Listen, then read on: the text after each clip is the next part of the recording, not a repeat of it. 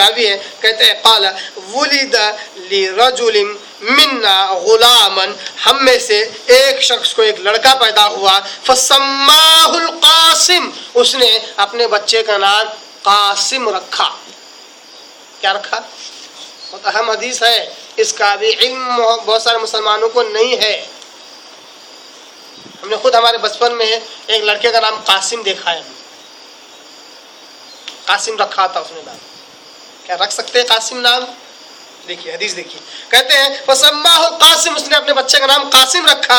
فقلنا، ہم نے اس سے کہا لا نکھنیک ابا القاسم، اے شخص ہم تجھے کبھی ابو القاسم بول کر نہیں پکار سکتے، ولا کرامتا، اور اس کے ذریعے سے تجھے عزت کبھی نہیں دیں گے ہم۔ کنیت ابو القاسم، یہ اس نائس کنیت کے ساتھ ہم تجھے کبھی نہیں پکار سکتے۔ عرب کے لوگوں میں کنیت بڑی اہمیت رکھتی ہے۔ کنیت کیا ہے؟ کنیت کہتے ہیں پہلا بچہ جو پیدا ہوگا اس بچے پر سے اس کا نام، اس بچے کے نام پہ سے اس باپ کو پکارا جاتا ہے، اس کو کہتے ہیں کنیت، ایک ٹائپ کا لقب ہی ہوتا ہے۔ بچے کا نام ہے فرض کیجئے سلیم تو ابو سلیم، سلمان تو ابو سلمان، باپ کو ابو سلمان بولتے ہیں، اس کو کہتے ہیں کنیت۔ آپ صلی اللہ علیہ وسلم کے ایک بیٹے کا نام قاسم تھا، آپ صلی اللہ علیہ وسلم کی کنیت، پہلے بیٹے کا نام قاسم تھا، آپ صلی اللہ علیہ وسلم کی کنیت ابو القاسم، تو کہا کہ ہم تجھے ابو القاسم نہیں پکار سکتے اور اس کے ذریعے سے تجھے عزت بھی نہیں دینے والے۔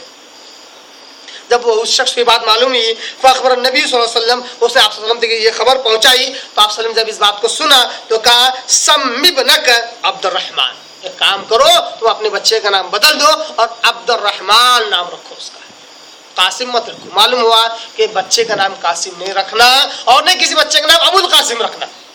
قاسم رکھنے سے باپ ابو القاسم ہو جائے گا اور بچے کا نام خود ابو القاسم، اس طرح ابو بکر نام رکھتے ہیں نا، ابو حذیفہ نام رکھتے ہیں، تو ایسا ابو القاسم بھی نام نہیں رکھنا، کہ یہ کنیت ہے آپ صلی اللہ علیہ وسلم کی خاص۔ آپ صلی اللہ علیہ وسلم نے باقاعدہ بہت سارے حدیثیں ہیں، وہ حدیثیں آپ کے آگے نہیں رکھ رہا ہوں، آپ صلی اللہ علیہ وسلم باقاعدہ کہتے ہیں کہ لوگوں میرے نام پر نام رکھو، میری کنیت مت رکھو۔ ہوا بھی ایسے، ایک مرتبہ آپ صلی اللہ علیہ وسلم بازار میں جا رہے تھے، ایک شخص نے پکارا ابو القاسم، آپ صلی اللہ علیہ وسلم پلٹ کے دیکھے، معلوم ہے کہ کسی اور کو پکارا، آپ صلی اللہ علیہ وسلم بہت برا لگا۔ آپ صلی اللہ علیہ وسلم نے کہا کہ لوگوں میرے نام پر نام رکھو، میری کنیت پر کنیت نہ رکھو۔ آئیے ایک اور حدیث دیکھتے ہیں، یہ بھی صحیح بخاری کی حدیث ہے، بخاری مسلم وغیرہ میں حدیث ہے یہ، میں بخاری کا متن عربی متن آپ کے آگے رکھ رہا ہوں۔ حضرت ابو موسیٰ اشعری رضی اللہ عنہ اس حدیث کا راوی، وہ کہتے ہیں ولد لی غلام، میرے پاس بیٹا پیدا ہوا، فاتیت بہ النبی صلی اللہ علیہ وسلم، میں اس کو آپ صلی اللہ علیہ وسلم کے پاس لے گیا، فسماہ ابراہیم، آپ صلی اللہ علیہ وسلم نے اس کا نام ابراہیم رکھا، فحنکہ بالتمرہ، کھجور سے اس بچے کی تحنیک کی، تحنیک کا مطلب سمجھ میں آ گیا، کھجور سے اس بچے کی تحنیک کی، فدعا لہ بالبرکہ، اور اس کے لیے برکت کی دعا کی، فدفعہ الیہ، اور اس بچے کو میری طرف لوٹا دیا۔ یہ ساری حدیثیں اس بات پر دلالت کرتی ہیں فإنی سمیتها مریم، میرے پاس جیسے بچی پیدا ہوئی میں نے اس کا نام مریم رکھا۔ ان احادیث سے معلوم ہے کہ جیسے ہی بچے پیدا ہوتے جا رہے ہیں آپ صلی اللہ علیہ وسلم فوراً ان کا نام رکھ رہے ہیں، 8 دن 15 دن 1 مہینہ، یہاں تک کہ 6 مہینے گزر جاتے ہیں، نام میں کنفیوژن ہوتا ہے۔ یہ بڑی جہالت کی علامت ہے، مسلمانوں کے کلچر میں اور تہذیب میں یہ چیز رواج نہ پکڑے، یہ چیز نہ پنپے، یہ بڑی خطرناک برائی ہے، یہ معاشرے کو خراب کر رہی ہے۔ جو قوم دینے والی تھی وہ لینے والی بن رہی ہے، اس لیے پلاننگ بہت پہلے کیجئے تاکہ دینے والے بنے، لینے والے نہیں۔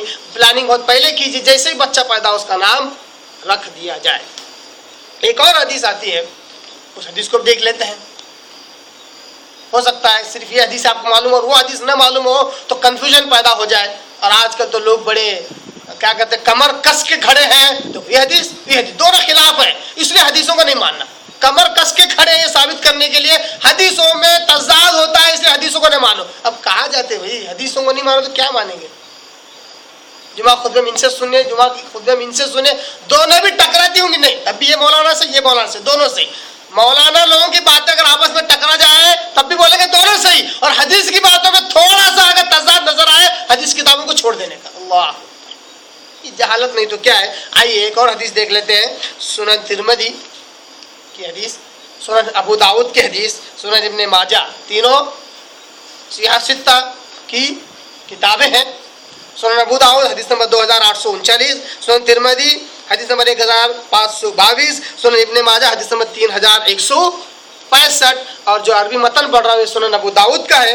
हज़रत समुरा बिन जुंदुब रज़ी अल्लाह इस हदीस के रावी, वो कहते हैं अन्ना रसूल सल्लल्लाहु अलैहि वसल्लम क़ाल, आप सल्लल्लाहु अलैहि वसल्लम ने कहा, कुल्लु गुलामिन रहीनतुन बिअक़ीक़ा, आप सल्लम कहते हैं हर बच्चा पैदा होने वाला, हर बच्चा अक़ीक़े के इवज़ अल्लाह के पास रहन रखा हुआ होता है, गिरवी रखा हुआ होता है। तुज़बहु अन्हु, उसकी तरफ से, उस बच्चे की तरफ से ज़ुबाह किया करो, यानी कि अक़ीक़ा किया करो, यौम साबिअ, 7वें दिन, व युहलक़ु, और उसका सर मुंडाओ, 7वें दिन उस बच्चे की तरफ से अक़ीक़ा करो, उसका सर मुंडाओ, व युसम्मा, और उसका नाम भी रखो। सुनन अबू दाऊद की हदीस, तिरमिज़ी की और इब्न माजा की। इस हदीस से क्या मालूम, आप सल्लम कहते हैं कि बच्चा अक़ीक़े के इवज़ रहन रखा हुआ होता है। इस हदीस के टुकड़े से मालूम हुआ कि अक़ीक़ा करना लाजिम है, ज़रूरी। अगर आपके अंदर इस्तिताअत है तो बच्चे का अक़ीक़ा करना चाहिए। हदीस के अल्फाज ये बात, इस बात का भी ज़हन दे रहे हैं कि अक़ीक़ा, अक़ीक़े के बदल रहन रखा हुआ होता है। जब अक़ीक़ा किया जाता है तो वो उस गिरवीपन से छूट जाता है, चाहे कितना ही बड़ा क्यों ना हो। उलमा इस ताल्लुक से कहते हैं कि चाहे कितना ही बड़ा क्यों ना हो, जब अक़ीक़ा नहीं किया हो तो अक़ीक़ा करना चाहिए। लड़का है तो 2 बकरे, 2 बकरियां, 2 दुम्बे